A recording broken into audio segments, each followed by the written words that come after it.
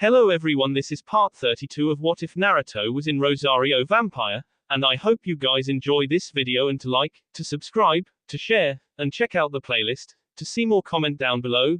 Now let's start the intro. They call me a god. They call me a god. They call me a god. Join my membership, the perks are great. It's in the description. Be sure to like and subscribe, it gives me more motivation. Enjoy. Whenever the Hokage called him to the tower unexpectedly, it always reminded him of his old middle school teachers asking him to stay after class. There was one difference though. He used to care what the teachers thought of him. When he was ushered into the Hokage's office, his godfather was there as well. That was anything but a surprise. But there was a third person he'd never seen before. A rather dour-looking man with a pair of scars cutting across his face. The Hokage wasted no time making introductions. Naruto, this is Morino Ibiki, head of the ANBU's Tea and Interrogation section. Naruto sent the scowling section head his best cheesy grin. Pleased to meet you. Maybe we can become best friends.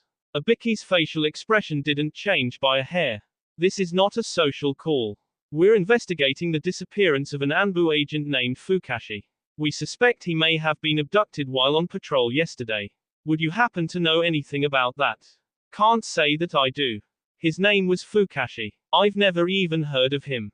He was the ANBU on duty when the incident occurred on the festival night 8 years ago.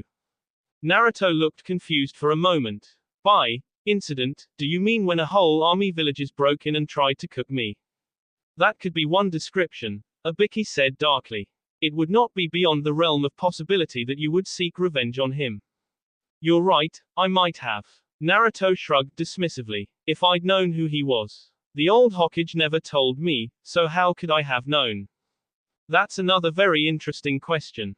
If you don't mind, I'd like you to come with me to ANBU headquarters to answer some questions.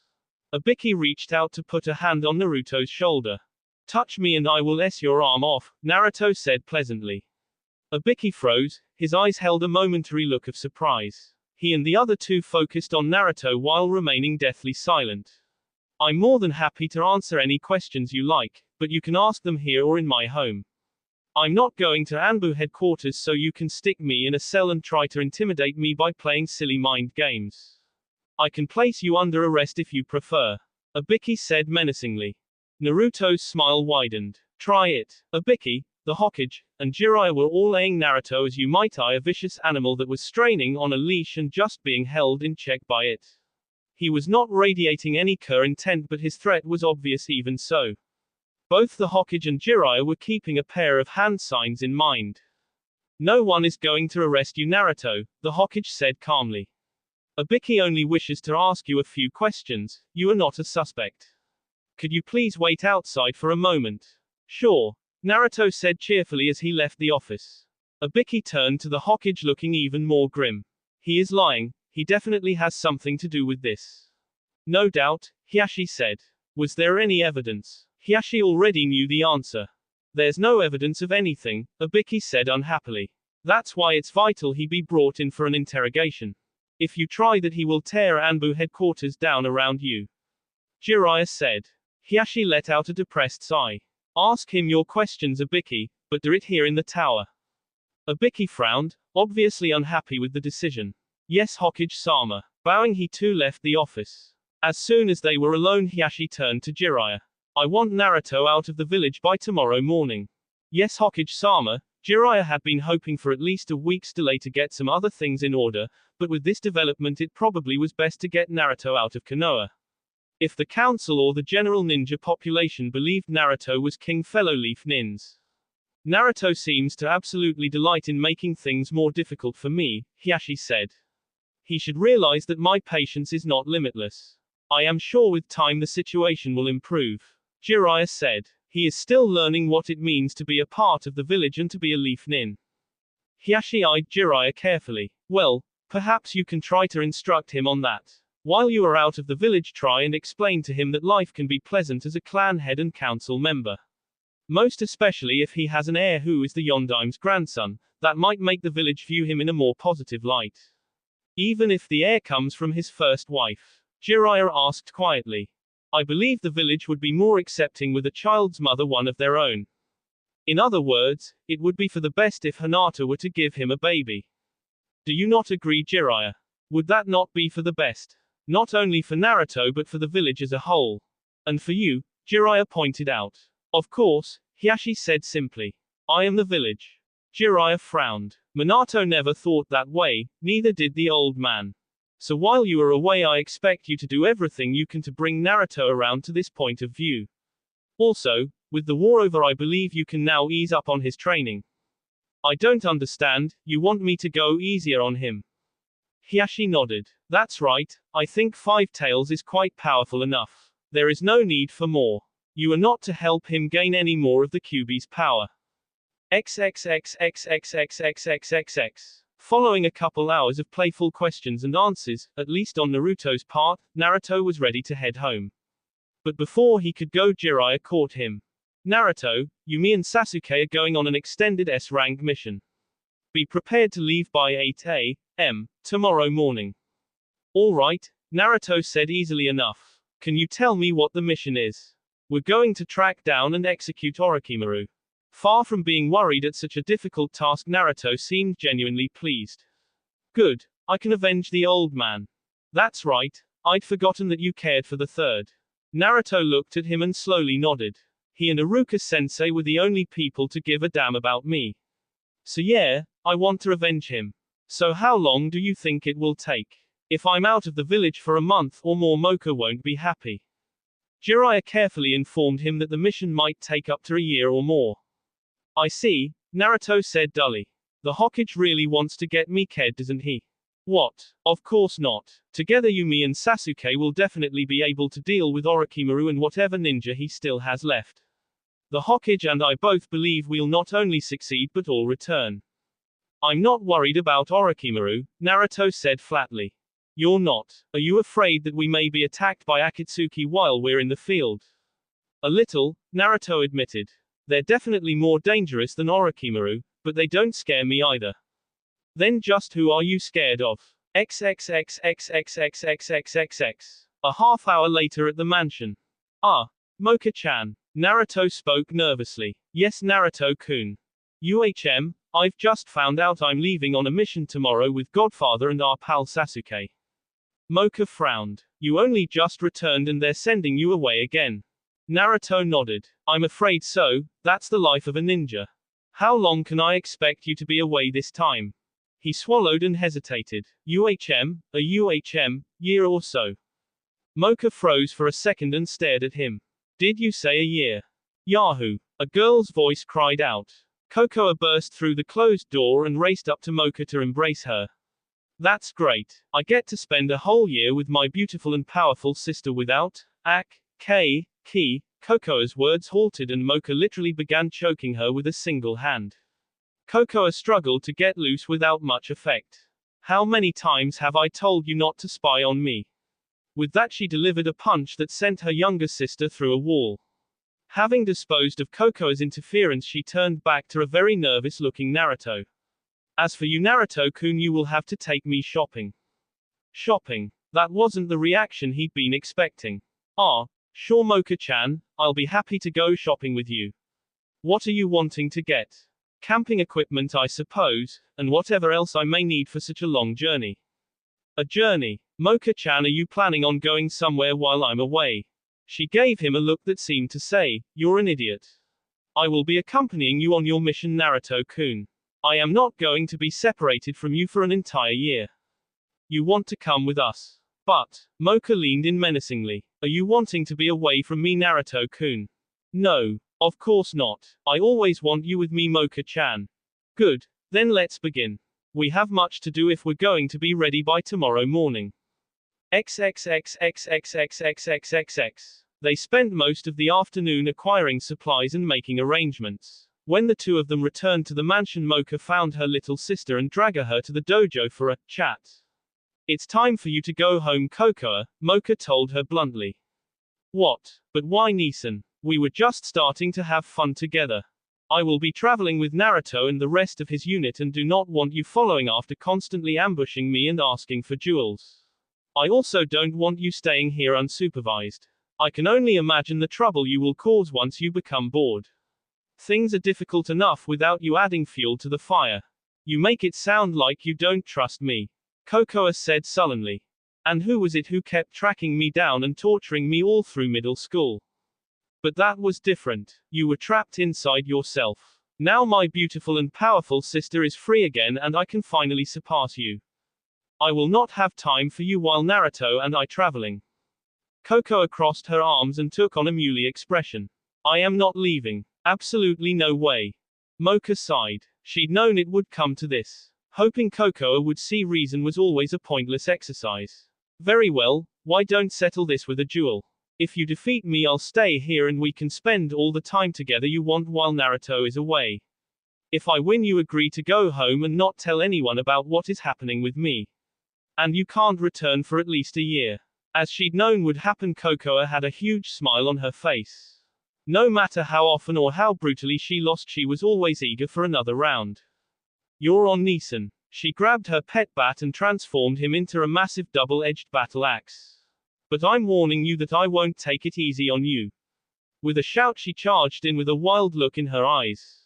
15 seconds later, Mocha was climbing the steps out of the dojo. She looked back over her shoulder at a prostrate Cocoa lying in a crater. I'll need to order repairs made before I go and I better remind her about keeping things secret when she goes home. XXXXXXXXXX. Hinata smiled sadly as Naruto closed the door to her bedroom. After never being alone with the real him here, this was the second time in just a few days. And this time he'd been the one to ask to talk with her. Normally she'd have been excited, but she couldn't bring herself to feel very good about things. I think I know what you want to talk about, Naruto-kun. Your dad told you about the mission. Well, I'm a little surprised he would talk to you about an S rank so casually. He discussed it openly with Jiraiya while he was watching the fireworks. Is the Hokage usually so lax talking about S rank missions? I would have expected security to be just a little bit tighter. I think he did it on purpose, Naruto-kun, she explained. I think he wanted the council and the clan heads to know he was sending out his most elite team to deal with Orochimaru. Naruto smiled. And he probably wanted them to know I'd be away for a while. Hinata looked worried. Naruto-kun, that's not. Hinata-chan, he said gently. I'm not stupid. I may act dumb sometimes but I'm really not. Of course Hiashi wants me out of the village, and if I can KO Orochimaru while I'm away so much the better. Hinata looked down at her feet. I'm sorry Naruto-kun, I never wanted you to have to be away so long. She felt his hand tenderly lift her chin so she was looking at his face again. He was still smiling at her and his dark blue eyes were kind. I don't blame you for what your father does. He leaned in and touched his lips to hers, giving her a gentle kiss. She shut her eyes and leaned into his kiss. He knew exactly how she liked being kissed and felt warmth fill her. It felt like it did when his clones kissed her. Naruto-kun, she said breathlessly. Once I leave Hinata-chan I won't be able to leave any clones with you. You'll be in charge of the mansion and everything else while I'm away. But Mocha will. Mocha's coming with me, Hinata-chan.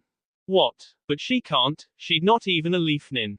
There's no way she can be part of a mission, never mind an S rank. She's coming or I'm not going, he said simply. I see, she knew her father would permit it if those were Naruto's terms. Then why don't I come too? Do you think your father would allow that? Besides, I don't want you in danger. I might not be able to protect you and I don't want to see you hurt, Hinata-chan. I'm a Jonin, Naruto-kun. I can take care of myself. He shook his head. You're not coming, Hinata-chan. So instead you're going to leave me all alone. Hinata-chan, you're from here. You have your whole clan living next door and you have friends too. Mocha really only has me. But I'll miss you. I don't want you away from me for that long. She pressed herself against him and held on tight. I love you. He put his own arms around her. He knew what she wanted to hear, but couldn't say it. I'll miss you too. So let's have dinner together, just you and me. She looked at him with longing. Sometimes he seemed so close to her, but she still couldn't reach his heart. You'll love me someday, Naruto-kun, as you love Mocha, and as I love you. She nodded her head and tried to seem happy. I'd really like that. XXXXXXXXXX. That night as he headed to bed, Mocha greeted him wearing a tiny black teddy. "How was dinner with Hinata?" she asked as he began to undress. "It was fine," he said simply. "It turns out she knew her father was going to send me away but didn't say a word." "No doubt her father asked her not to," Mocha said. "You can't trust her. Even if she really does love you, her first loyalty is to her father." He shed his clothes and slid onto the bed beside her. "I know." She kissed him passionately and pressed her body against his. "She will betray you one day," Mocha whispered as their lips parted. "I know," he said sadly. "Let's not talk about this anymore tonight." He pulled up the lace teddy and tried to forget everything else as they slowly began to make love. The alarm clock rang and he groggily reached out to turn it off. But rather than the annoying clock, his hand landed somewhere else, somewhere round and very soft. "Ooh. Arashi, you naughty boy." His wife began to giggle. Opening one eye, he saw here exactly his hand was. Smiling, he gave a gentle squeeze that brought another, "ooh," out of her. "Morning, Kurumu-chan." Laughing, she reached over and turned the alarm clock off. She then rolled over and pressed her BS down into his face. "Yahoo! Good morning, my naughty little boy." Even after being together over a year now, this was still her preferred method of greeting. He'd lost track of how many hundreds of times he'd come close to suffocating. When she finally eased up on him, he smiled up at her. "Come on, Kurumu-chan, we have to get to class." XXXXXXXXXXX. More than a year had passed since they had left Yukai Academy. They were husband and wife now and living in a luxurious home on the outskirts of Tokyo. Aja had given it to them as a wedding gift. He was no longer Uzumaki Naruto, that was a dangerous name. He was now Kurono Arashi, a 17-year-old student attending Saito High School. He even looked different as his hair was now kept longer and dyed a light brown. He also no longer had scars on his cheeks. Those had slowly faded over a few months. When he looked in the mirror, sometimes he didn't always recognize the person staring back at him. As they rode the crowded train into Tokyo, Kurumu pressed herself tightly against him. She was in her cute school uniform with a white blouse, dark blue long skirt, and bright red scarf. His version of the same uniform was a white shirt with a dark blue blazer with black pants and a red tie. As they rode along towards their stop, Kurumu was content to just hang on to him and rest her head on his shoulder. She was still every bit as in love with her, destined one, as she had been on the day they had Yukai together. Shutting his eyes, he recalled that day. He remembered being on the bus beside Kurumu and looking out to see his original self standing beside Mocha. He could still remember that last glimpse of her pink hair and sad smile before they had pulled away. He knew he would never see or hear from Mocha again. Opening his eyes, he looked at the beautiful girl leaning against him. He loved Kurumu, he truly did. She was wild and fun, whether they were sneaking into a club or just watching one of her chick flicks at home. Being with Kurumu, he was always laughing and wondering what she would say or do next to catch him off guard. She had even agreed to take cooking lessons. Her results so far had been interesting, but slowly getting better. And their nights together were bliss. He did love her, he truly did. But he knew that there would always be a corner of his heart that would belong to Mocha. XXXXXXXXXX. As the two of them walked into school arm in arm, they drew looks from all the other students, boys and girls. Kurumu was easily the most beautiful and, well-developed girl in school. When class had first begun, she had drawn a lot of attention from the boys and had several confessions within her first week. At first she'd really enjoyed all the male attention, until he'd explained to her just how much it bothered him. After that, she had made it a point not to do anything to encourage any of the boys and to make it clear she was taken. Of course, a few of the older boys thought they could change that by running him off. Unfortunately for them, even if he could no longer use chakra, he remained a black belt and an expert with kunai. And of course, none of them were ninja or monsters. After sending several of the stubborn idiots to the hospital, they finally got the message. Oddly enough, having won a bunch of fights and gotten suspended 4 times had made him a bit of a heartthrob. Kurumu had then been the one to swiftly lay down the law. Everyone at school now knew they were a couple. The fact that they always arrived together and missed the same days was noted. No one knew about their marriage, that was a carefully guarded secret. But there was a rumor that they were living alone together somewhere. They were both very popular and had many friends, but none of them close friends. Certainly none of them had ever been invited to their home. School itself was a social activity for Kurumu, who was still somehow blithely getting by with D's and a few C's. She wasn't worried about attending university. She was planning to start her career after high school and enter the honored family profession of seducing and ruining men. That had caused some arguments. Kurumu insisted that since she was a succubus, it was what she was literally born to do. Since he was no longer a ninja, Arashi had put aside his old prankster persona and actually become a serious student. He was getting straight A's and was number 3 in the school rankings. Once he put his mind to it, school was actually pretty easy. He was no longer a ninja but still had the desire to face danger and be involved in combat. So he was planning to join the JDF, the Japanese Defense Forces. He was aiming for the Army Military Academy so he could become an officer. The Japanese military was relatively small and so there were only 200 positions available each year. Competition on the entrance exams was fierce. But he liked the challenge and the idea of earning the respect of others and leading men into battle. Kurumu didn't like the thought of him in danger but was willing to support it if it made him happy. At lunch they were surrounded by friends and Kurumu was queen over her court.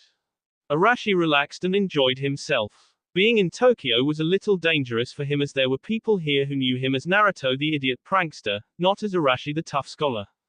But Tokyo was a really big city, and the slight danger of being found out made things more interesting.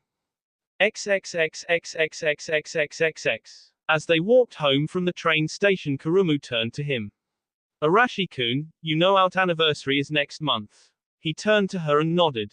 I know. She looked a little nervous. Could we do something special to celebrate it? Anything you like, Kurumu-chan. Really? Of course. It's our very first anniversary. I'll do whatever you like if it makes you happy. Good. She suddenly stopped and reached into her book bag. She pulled out a leather-bound text that he was sure was not a school book.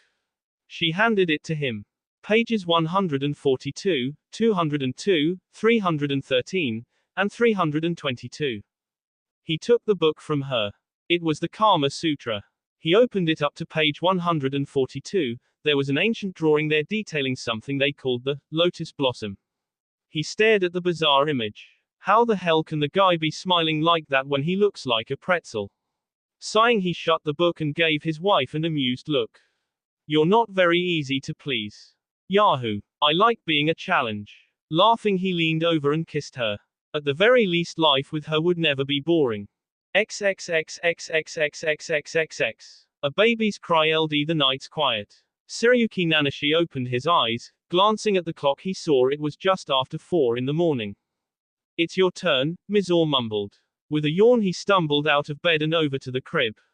He gently lifted his squalling newborn son. He slowly rocked him back and forth in his arms. There, little Aruka. Refusing to be mollified, the little boy kept crying. Slowly, and he continued to rock his son back and forth and whisper to him. The child settled down. After about 15 minutes, he carefully put the child back down, at last peacefully asleep. He then got back into bed beside his wife. He closed his eyes and was soon asleep himself. XXXXXXXXXX. Almost the instant they had returned to her home, Mizore had talked about having children. Her race was slowly out, and so it was considered a duty for each snow girl to have as many children as possible. But Mizore had also wanted to have his babies out of simple love for him. Despite her youth, Mizore loved being a mother, and Surara and the entire community were very happy about it. Unlike human society, there was no stigma attached to having children among snow people. He and Mizore were viewed as adults and treated as such by Surara and everyone else. The three of them lived in the house where Mizore had grown up along with her mother. Nanashi was still trying to get used to living with Surara. In most ways, she was a very kind and gentle soul. She treated him like he was her son, and Nanashi enjoyed those occasional moments with his new mom, when she was giving him motherly advice or offering to help with something. The problem was the fact she kept sneaking up on him in all sorts of uncomfortable situations. She also still had the habit of creating very sharp ice constructs whenever he said something to upset her. Since he no longer had healing or the ability to create fire, he'd learned to be very careful with what he said around her. As was the usual routine, they got up early in the morning. Mizorb fed their son while he showered and dressed. Once Mizor had also showered and dressed, they headed downstairs to where Surara had a nice breakfast prepared. As he ate, he kept looking over to where his son was once more asleep.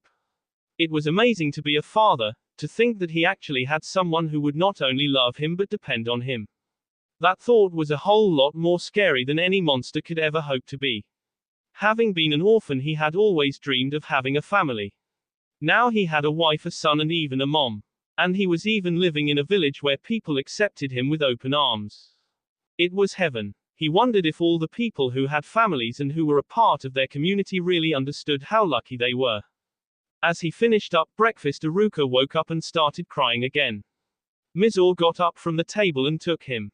Ash smiled down at her little son's face and spoke to him in her soft, caressing tones.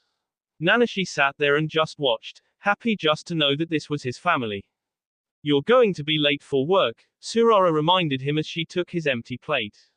"Right, thanks Mom." He went over to his wife and gave her a gentle kiss. "Bye honey." He reached down and affectionately touched his son's cheek, careful not to disturb him. "Have a good day at work, Nanashi-kun," Mizor told him. XXXXXXXXXXX. Since they were both now viewed as adults and living in the secret sacred world of the Snow People, neither of them were in school anymore. As Nanashi checked his equipment and started skiing out of the village, he thought how lucky he was. He not only had a loving family, a peaceful home, and acceptance, he even had a really good job. There were times when he really missed being a ninja. Missed that sense of power and the ability to do so many amazing things. He also missed Mocha. He was honest enough with himself to admit that no matter how much he loved Mizor, he would always cherish his memories of his first real love. But he was happy, and so was Mizor. He intended to have a long and happy life with his loving family around him. On the slopes beneath the village, he spotted some tracks that were heading eastward. He headed in that direction, keeping a careful eye out. Even though he lacked the abilities of the Snow People, his many other talents had made him perfect for his job as a ranger. He and a handful of others patrolled the area around the village. The harsh mountain environment was home to other beings besides Snow People, some of them quite dangerous. Sensing the vibrations coming from beneath him, he veered off just as the huge 8-foot-tall monster leapt up out of the snow.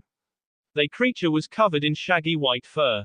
It had coal-black eyes and a huge jaw filled with pointed yellow teeth.